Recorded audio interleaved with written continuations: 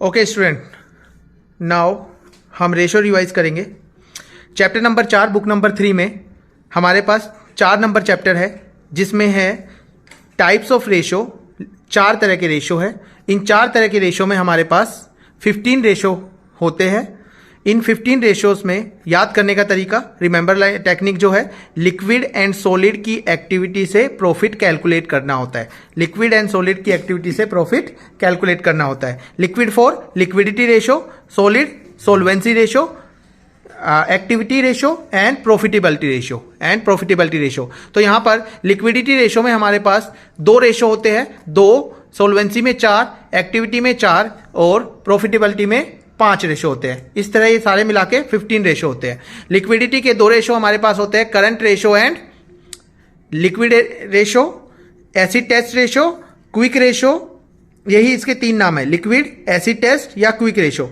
Current ratio का formula current assets upon current liability, current assets upon current liability. Liquid ratio का formula liquid assets upon current liability. Liquid assets वो सारे current assets liquid assets होते हैं accept 2 को छोड़कर, inventory और prepaid expense. Inventory और प्रीपेड एक्सपेंस। तो लिक्विड एसेट्स का फार्मूला होता है current assets minus inventory minus prepaid expense. एक चीज आपको और समझनी पड़ेगी, जब भी हम करंट रेशो निकालते हैं तो करंट रेशो निकालते समय हम लूज टूल को करंट एसेट्स में इंक्लूड नहीं करते, इसलिए लूज टूल को हम यहां से करंट एसेट्स में से माइनस कर दिया करते हैं। यहां पे हम लिख देते हैं loose tools subtracted from current assets while calculating this ratio. Note, हम लूज टूल को करंट रेशो निकालते समय माइनस कर लिया करते हैं करंट एसेट्स में से, अगर हम करंट रेशो निकाल रहे हैं तो। ठीक है। फिर सोल्वेंसी में हमारे पास कितने रेशो होते हैं? 4 तरह के रेशो होते हैं। एक होता है डेब्ट टू इक्विटी, फिर total asset to debt ratio, proprietary ratio और interest coverage ratio. Debt to equity, total asset to debt ratio, proprietary ratio और इंटरेस्ट कवरेज रेशो। यहां पर एक्टिविटी रेशो में फिर 4 होता है, बिल्कुल आसान। Stock turnover ratio, STR, trade receivable turnover ratio, trade payable turnover ratio, working capital turnover ratio. पहले STR stock turnover ratio, trade receivable turnover ratio, trade payable turnover ratio और working capital turnover ratio. Profitability में 5 ratio आता है, क्योंकि सबसे पहले हम gross profit निकालते हैं तो ग्रॉस प्रॉफिट रेशो, फिर हमारे पास ऑपरेटिंग रेशो, फिर ऑपरेटिंग प्रॉफिट रेशो, फिर नेट प्रॉफिट रेशो और रिटर्न ऑन इन्वेस्टमेंट, आरओआई जिसको बोलते हैं, नॉर्मल रेट ऑफ रिटर्न जिससे निकलती है, रिटर्न ऑन इन्वेस्टमेंट। यहां पर हमारे पास यही 15 रेशो होते हैं। पहले क्या बताया? चैप्टर नंबर 4 तरह के रेशो जिसमें 15 रेशो होते हैं। याद करने का तरीका, लिक्विड सॉलिड की एक्टिविटी से प्रॉफिट कैलकुलेट करना है तो liquidity ratio, solvency ratio, activity ratio and profitability ratio. Liquidity ratio, solvency ratio, activity ratio and profitability ratio. Liquidity ratio में 2 रेशो, 2 4 4 5, 2 4 4 5। 2 रेशो इसमें करंट रेशो, लिक्विड रेशो या acid test ratio, quick ratio. Solvency में डेब्ट to equity, total asset to debt, proprietary ratio, interest coverage ratio. Activity ratio में stock या STR, trade receivable turnover ratio, trade payable turnover ratio, working capital turnover ratio. और profitability में हमारे पास gross profit ratio, operating ratio, operating profit ratio, net profit ratio और return on investment.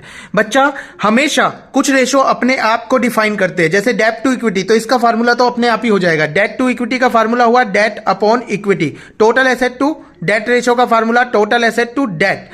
Proprietary ratio, share holder fund, क्योंकि proprietors मालिक होते हैं, share holder fund upon total asset. यहीं पे अगर मैं बात करूं प्रॉफिटेबिलिटी रेशो की, तो ये बिल्कुल आसान होता है। ग्रॉस प्रॉफिट रेशो का gross profit upon net sale into 100, operating profit ratio का operating profit upon net sale into 100, net profit ratio net profit upon net sale into 100, operating ratio and operating profit ratio दो अलग अलग ratio होते हैं, तो इसमें confuse होने की आवश्यकता नहीं है। सबसे पहले ऑपरेटिंग रेशो में हमारे पास COGS plus operating expense upon net sale into 100 होता है, और ऑपरेटिंग प्रॉफिट रेशो में operating profit upon net sale into 100 हुआ करता है। यहां पर जब हम एक्टिविटी रेशो की बात करते हैं तो एक्टिविटी रेशो में स्टॉक, क्योंकि बेटा स्टॉक हमारा कॉस्ट पे बुक किया जाता है, इसलिए इस रेशो को भी हम कॉस्ट पे निकालते हैं, और वो कॉस्ट है COGS, goods cost of goods sold upon average stock. Average stock क्या और कैसे निकलता है? एवरेज स्टॉक होता है opening stock plus closing stock divided by 2। किसी भी एवरेज को निकालने के लिए हम ओपनिंग प्लस क्लोजिंग बाय 2 करेंगे। यहां पे trade receivable turnover ratio, trade receivable में हमारे पास दो तरह की चीजें होती है, एक डेटर प्लस बीआर, और डेटर वो होते हैं जिनको हम क्रेडिट में सेल करते हैं। इसी वजह से इस रेशो में हमें निकालना होता है credit sale upon average trade receivable, credit sale upon average trade receivable. यहां पर trade payable turnover, trade payable वो क्रेडिटर्स होते हैं जिनको हम लोग उधार में, जिनसे हम परचेज करते हैं, इसलिए फॉर्मूला बना credit purchase upon trade payable, average trade payable. Average trade payable का formula opening trade payable plus closing trade payable by 2, और ट्रेड पेबल में दोनों चीज आती है, creditor plus bills payable. Working capital turnover ratio, net sale upon working capital. Working capital होता है current assets minus current liabilities.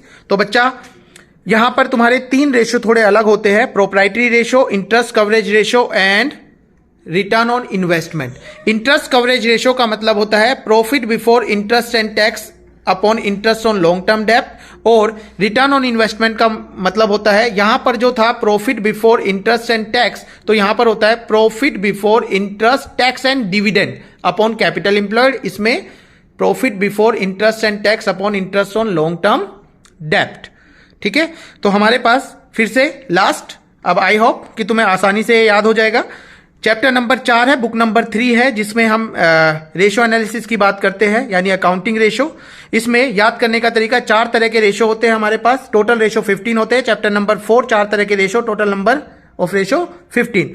यहां पर याद करने के लिए लिक्विड एंड सॉलिड की एक्टिविटी से प्रॉफिट कैलकुलेट किया जाता है।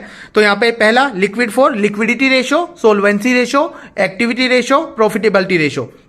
Liquidity ratio, solvency ratio, activity ratio और प्रॉफिटेबिलिटी रेशो।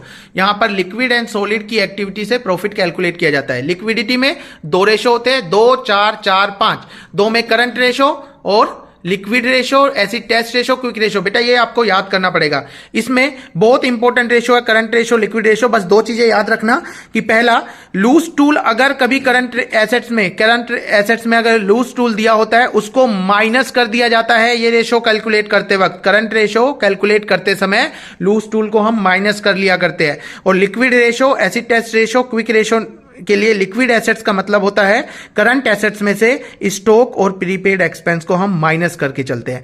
इसके बाद debt to equity, total asset to debt, proprietary ratio, interest coverage, stock turnover, trade receivable, trade payable, working capital. Activity में हमारे पास STR, trade receivable, trade payable, working capital.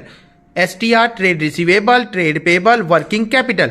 और profitability बिल्कुल सबसे आसान, सबसे पहले ग्रोस प्रॉफिट निकाला जाता है ट्रेडिंग से, तो gross profit. Operating ratio, operating profit ratio, net profit, return on investment, return on investment. I hope आपको ये पसंद आया। All the very best.